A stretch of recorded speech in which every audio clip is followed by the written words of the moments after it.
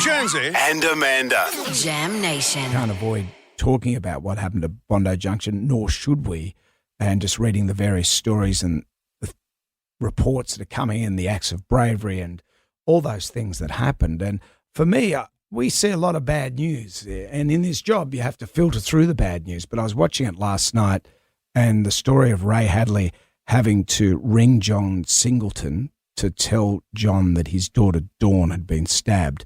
It just, I broke down. I broke down. I texted Ray because I just said, man, this is just the worst thing in the world. This is how Ray reported it on his show. He said, I think my Dawny is one of those who's lost their life, and I can't confirm it. Can you do something? I had the job of ringing John back and officially confirming that his dear, darling daughter had been stabbed to death by this lunatic.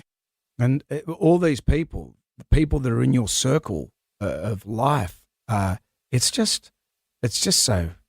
so, your life is so fragile. It spins on the head of a pin, as we say. And because we know of John Singleton, this is a face of his daughter that we know, and our heart aches for him. But all those families, it's as Ray Hadley went on to say, it's every parent's worst nightmare. And John and his wife Julie, Dawn's mum, are living that nightmare along with their daughters, Dawn's siblings, and everyone connected with the family.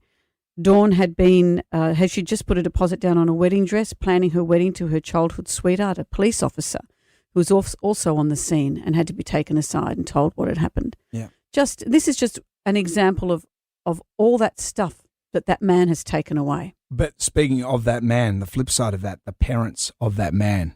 My heart broke when I watched the news last night to see the parents struggling to come to terms with the boy they love, but the monster he was. We'll play for you next how they have expressed how they feel. We'll also have the Prime Minister joining us a bit later on. And as you've pointed out quite regularly on this show, there's a lot of violent acts towards women. What's wrong with society where this keeps happening all the time? Mm-hmm. I noticed that Andrew Johns managed to get a stalker that looked at him in the surf, managed to get a coppers onto him about that.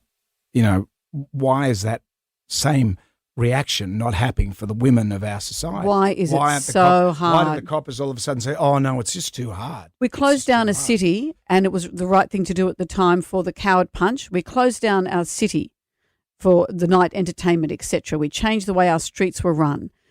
Every week, women are being murdered by their partners. Why can't we be better?